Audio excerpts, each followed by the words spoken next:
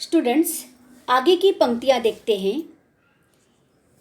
कभी सीने पर रखकर लेट जाते थे, कभी गोदी में लेते थे, कभी घुटनों को अपने रेहल की सूरत बनाकर नीम सजदे में पढ़ा करते थे। छूते थे जबी से वो सारा इल्म तो मिलता रहेगा आइंदा भी। चलिए अर्थ समझ लेते हैं पहले।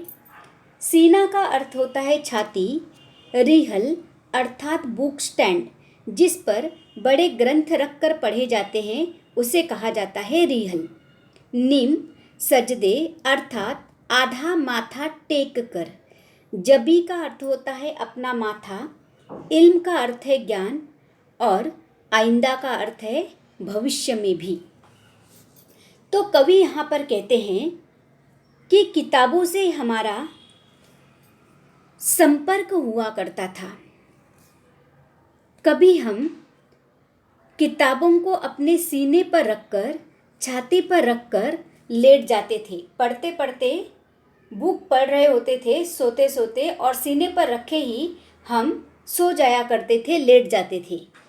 कभी गोदी में रखकर हम बुक को पढ़ते थे, तो कभी किताबों को अपने घुटनों की, घुटने मतलब अपने घुटनों को रिहल की सूरत बनाकर अर्थात जो बुक का स्टैंड होता है ना, जैसे बड़े बड़े ग्रंथ को वगैरह स्टैंड पर रखकर पढ़ा जाता है, उस प्रकार हम अपने घुटनों को रिहल की सूरत बनाकर, रिहल की तरह बनाकर पुस्तकों को उस पर रखकर और अपना माथा टेक कर, नीम सजदे का अर्थ होता है आधा माथा टेक कर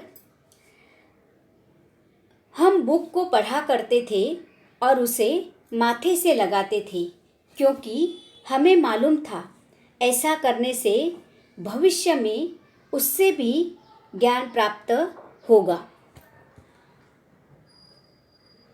अब जो ज्ञान हमें पुस्तकों से मिलता था वह इल्म का अर्थ है ज्ञान, वह ज्ञान हमें आइंदा भी भविष्य में भी मिलता रहेगा। किंतु पुस्तकों को सीने पर रखकर पढ़ना, गोदी में रखकर पढ़ना, घुटनों पर रखकर पढ़ना, माथा टेक कर पढ़ना या पुस्तक को एक धर्म ग्रंथ की तरह अपने माथे से लगाना, यह तो अब हम नहीं कर रहे हैं या नहीं कर पा रहे हैं। बस हमारा ध्यान कंप्यूटर पर ही लगा रहता है।